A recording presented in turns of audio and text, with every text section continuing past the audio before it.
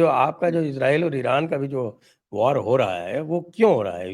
Israel और Iran के बीच में 2 बड़ी-बड़ी कंट्रीज़ हैं, आप जिस रास्ते से भी जाएँ। अगर आप थोड़ा नॉर्थ से होके जाएँगे तो आपको पूरा इराक और पूरा सीरिया पार करना पड़ेगा बिफोर यू रीच इज़राइल। थोड़ा-सा साउथ से होके जाएँगे तो फिर आपको इराक और जॉर्डन क्रॉस करना पड़ेगा बिफोर यू रीच इज़राइल। तो वो जो कन्वेंशनल जो मंडला थ्योरी है, हमारी मंडल थ्योरी चाणक्य की, वो तो यहाँ फ़ेल है। अब ये ईरान वालों ने जब से इनकी ये इस्लामिक रेजिम आई, तब इन्होंने कहा कि साहब कि हमें तो अक्षरशः जो कुरान में लिखा है उसको फ़ॉलो करना है और दुनिया से हनूद को ख़त्म यहूद और हनूद को ख़त्म किए बिना क़यामत नहीं आएगी और पूरे के पूरे जो है वो इस्लामिक वर्ल्ड का टारगेट ही क़यामत है, उनको क़यामत लानी है। वो तो they are looking for annihilation of the world. Universe तो उनकी समझ में नहीं आती, तो जो दिखता है उसी का करते हैं वो।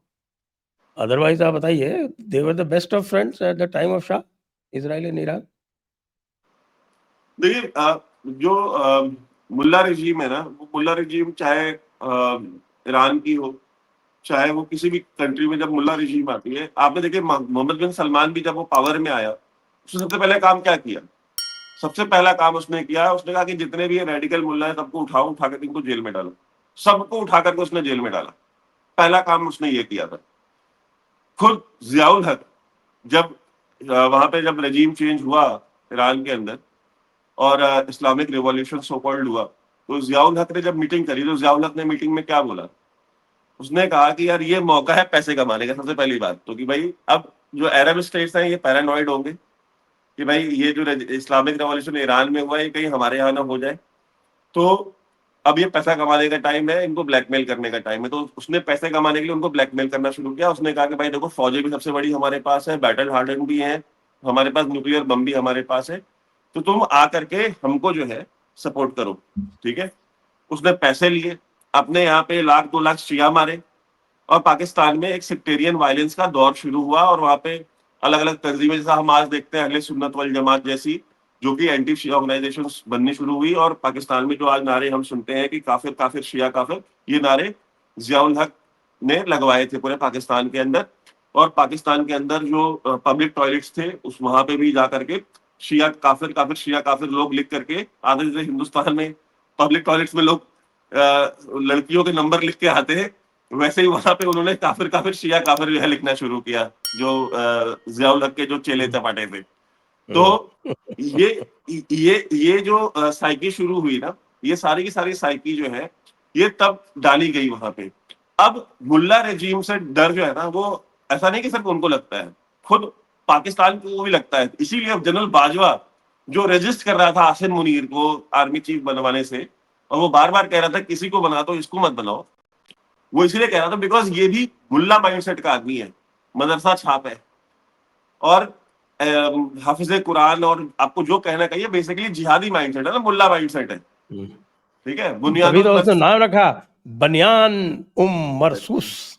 हाँ यहाँ तक कि तो आपका जो है ईरान वाले जो एक्चुअल मुल्ला रजीम है, वो भी अपने ऑपरेशन का नाम ऑपरेशन ट्रूथ पावर रख रहे हैं।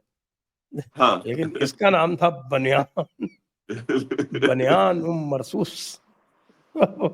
99.9% पाकिस्तानी नहीं उसको प्रोनाउंस कर पा रहे हैं। हाँ, नहीं नहीं कर पा रहे ना, बिकॉज देखिए पाकिस्तान के साथ समझिए ट्रेजेडी है उनकी उनका तो मदर। पाकिस्तानियों का तो नेशनल एंथम भी फारसी में है। हाँ, वही वही तो कह रहा हूं, उनकी ट्रेजेडी ये है कि जो नेशनल लैंग्वेज है वो किसी की मदर टंग नहीं है पाकिस्तान में। ठीक है, उर्दू जो नेशनल एंथम है वो उस भाषा में है, जो भाषा पाकिस्तान में 0.1% लोग ना बोल पाते हैं ना समझ पाते हैं। ठीक है, तीसरी ट्रेजेडी ये है कि वो बनना उनकी तरह चाहते हैं जो उनको मुंह नहीं लगाते, चाहे वो अरब हो चाहे तुर्क हो। चौथी ट्रेजेडी ये है कि उनका जो सपना है वो है रियासत मदीना बनाने का, और जो हरकतें हैं वो सारी दोजख बजाने वाली है।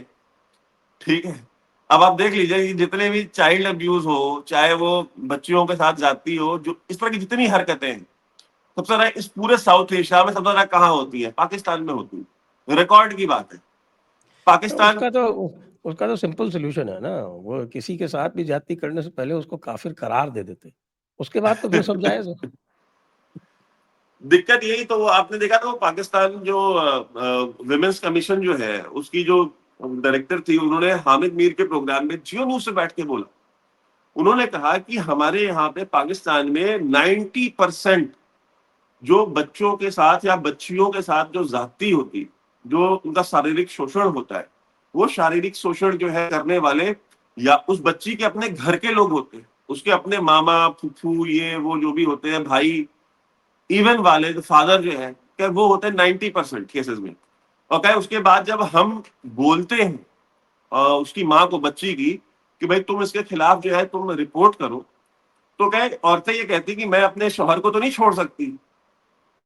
ये तो मतलब क्योंकि औरत जो है वो अपने पति को नहीं छोड़ सकती, तो उसका पति उसकी अपनी खुद की बेटी के साथ शारीरिक शोषण करे, ये चीज जो है वो उसकी माँ जो है बर्दाश्त करती है पाकिस्तान के अंदर। ये मैं नहीं कह रहा हूँ, और ये बात हम और आप कहे ना तो हमको तो फतवा दे देंगे कि ये झूठ बोल रहे हैं, प्रोपेगेंडा करे। पाकिस्तान के अंदर आप जाइए, जियो न्यूज के ऊपर हामिद मीर के साथ प्रोग्राम आज भी ऑनलाइन पड़ा हुआ है, जाकर देख लीजिए।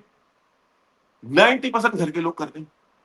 तो ये जो पूरा का पूरी जो रियासत है पाकिस्तान की, तो वही है कि भाई आपकी हरकतें सारी दोजख जाने वाली है, और बनाना आपको रियासत मदीना है, चाहिए आपको शरीयत।